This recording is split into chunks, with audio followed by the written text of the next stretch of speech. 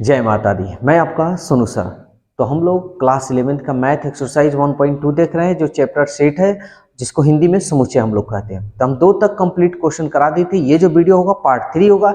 इस वीडियो को शुरू से लेकर लास्ट तक देखिएगा, और कोई भी दिक्कत हो तो जो स्क्रीन पे नंबर दिया है उस पर व्हाट्सअप कर सकते हैं, या कॉल कर कर कोई भी ज़्यादा कोई इंफॉर्मेशन लेनी हो तो आप ले सकते हैं। तो आज हम लोग देखेंगे क्वेश्चन नंबर 3 से। तो अगर ये वीडियो आपको अच्छी लगे तो इस वीडियो को शेयर जरूर कीजिएगा और अपनी राय कमेंट्स बॉक्स में जरूर दीजिएगा। तो चलिए क्वेश्चन नंबर 3 से हम लोग देखते हैं। देखिए क्वेश्चन नंबर 3 क्या कह रहा है। कह रहा है ए इक्वल एक्स क्लोन क्यू। अब क्यू आपको पता है कि क्यू परिमेय संख्या को हम लोग बोलते हैं ना, रेशनल नंबर। तो दे रहा है x square plus 3x minus 10 equal to 0, ये दिया हुआ है। तो सबसे पहले तो आपको x का मान ज्ञात करना होगा। तो चलिए इसको हम सॉल्व कर लेते हैं। तो इसको आप सॉल्व कीजिएगा, तो इधर साइड में हम कर कर दिखा देते हैं। तो इसको हम तोड़ेंगे, एक्स स्क्वायर प्लस 3x और माइनस 10 इक्वल टू 0, इसको साइड में आप लोग कीजिएगा, ठीक है। तो x square 5x minus 2x minus 10 equal to 0, ये देखिए क्लास 10th में आप लोग पढ़े हैं, इसलिए इसमें पूरा डिटेल्स बताने की हमको जरूरत नहीं है, ठीक है। तब x कॉमन है, तो ये हो जाएगा x प्लस 5, 2 कॉमन है, x माइनस कॉमन किया है तो 2 पचे 10। ये अगर दिक्कत हो तो आप लोग कमेंट जरूर कीजिएगा, हम फिर से बता देंगे। x प्लस 5 और ये हो गया x माइनस 2 इक्वल टू 0। यहाँ x का मान निकालिए, ये प्लस है तो इधर जाएगा तो माइनस, ये माइनस से इधर जाएगा तो प्लस 2, यानी a का मान आप 2 और माइनस 5 लिख सकते हैं, है ना। आप चाहे तो इसमें भी कर सकते हैं, लेकिन x क्लोन x लिख कर कीजिएगा, ठीक है, अच्छा रहेगा उस तरह। बी नंबर देखिए, बी नंबर क्या कह रहा है। बी नंबर कह रहा है x colon x belongs to i, जिसको क्या बोलते हैं, इंटीजर्स। इंटीजर्स मतलब प्लस माइनस में कुछ भी मान आ सकता है। और दे रहा है comma -5 less than equal x less than 17/8, ऐसे दिया हुआ है। तो कह रहा है कि a सबसेट b, यानी a का प्रत्येक अवयव b में आनी चाहिए, यही हमको दिखाना है।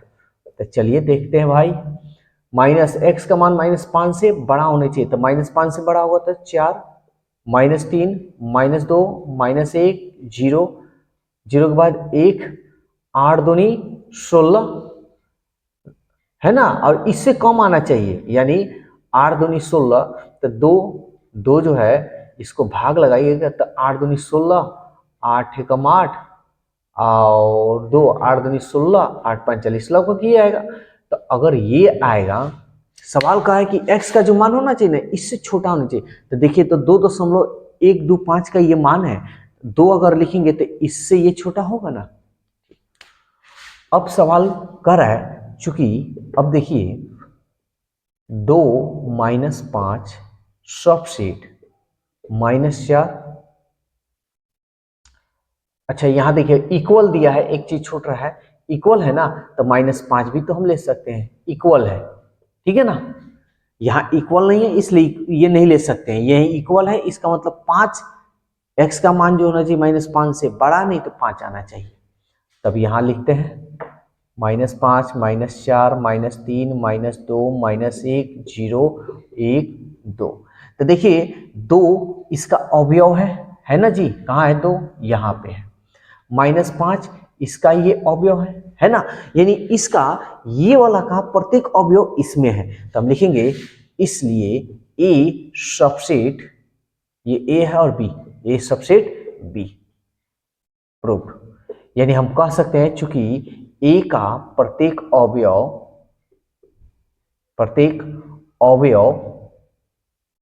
a का प्रत्येक अवयव बी का है, इसलिए इसलिए ए सबसेट बी आप ऐसे लिख सकते हैं। कोई दिक्कत है? ये लिखिए या ना लिखिए कोई दिक्कत नहीं, आपको बस ये शो कर देना है।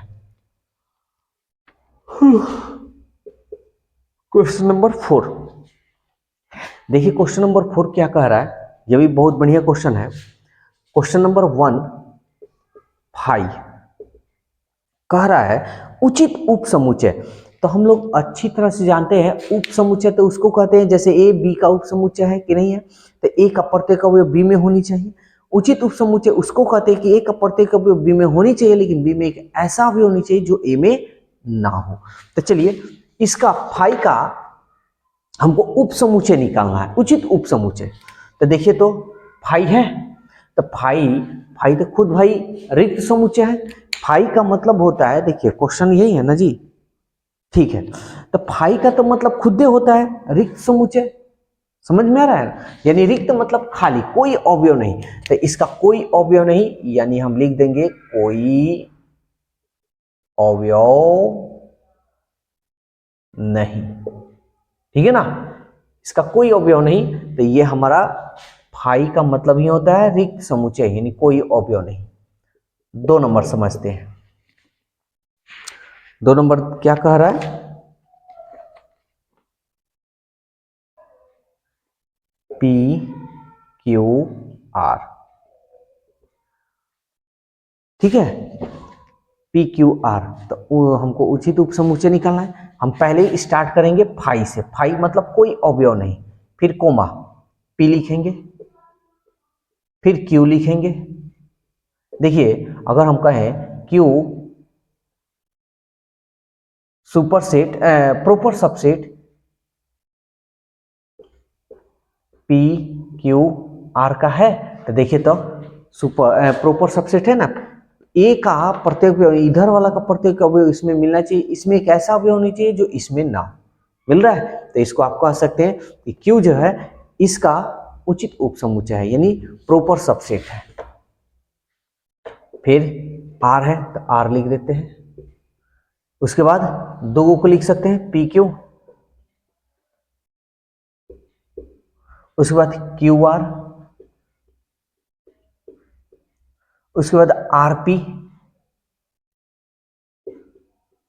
उसके बाद पी क्यू आर। तो क्या पी क्यू आर इसका प्रॉपर सबसेट है? चलिए हम चेक करते हैं, पी क्यू आर,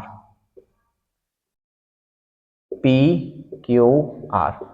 तो देखिए तो P P Q Q R R, इसमें कोई एक्स्ट्रा अवयव है? कोई एक्स्ट्रा अवयव नहीं है, इसलिए P Q are not proper subset.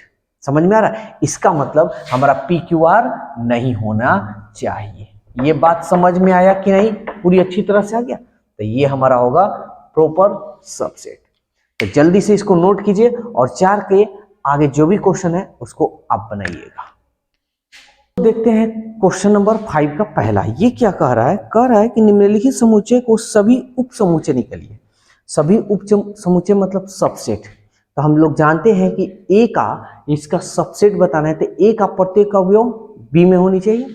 तो चलिए इसका सबसेट हम लोग निकालते हैं। तो सबसे पहले हम किससे निकालेंगे जी? 5 से निकालेंगे। समझ में आ रहा है? क्वेश्चन नंबर 5 नंबर है ना, तो सबसे पहले 5 हम लिखेंगे। 5 मतलब रिक्त समुच्चय, एक भी रिक्त समुच्चय नहीं। फिर अब देखिए ए है तो ए लिखेंगे, क्योंकि अच्छा ये तो आपका आंसर आ गया ना। बस एक क्वेश्चन और इस पे हम बताते हैं, तब आपको पूरा डीपली हम समझाते हैं। क्वेश्चन नंबर 2,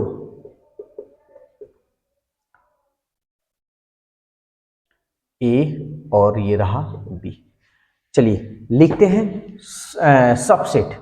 तो पहले हम स्टार्ट करेंगे 5 से, कोमा ए, फिर कोमा बी, फिर कोमा ए बी।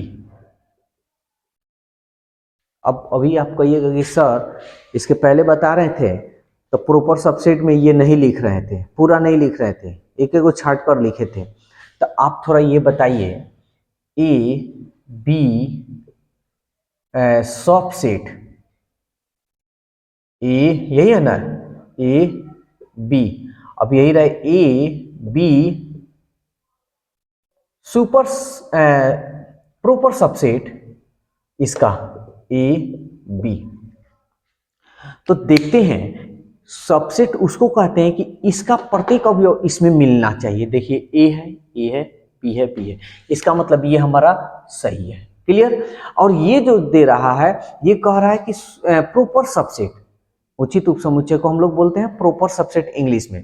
तो ये कहता है प्रॉपर सबसेट, ये कहता है कि ए का प्रत्येक अवयव बी में हो, लेकिन बी में एक ऐसा अवयव हो जो ए में ना हो। तो देखिए, तो ए बी बी, इसमें कोई एक्स्ट्रा अवयव है जो इसमें ना हो? कोई अवयव नहीं है। इसका मतलब ये जो है प्रॉपर सबसेट नहीं है।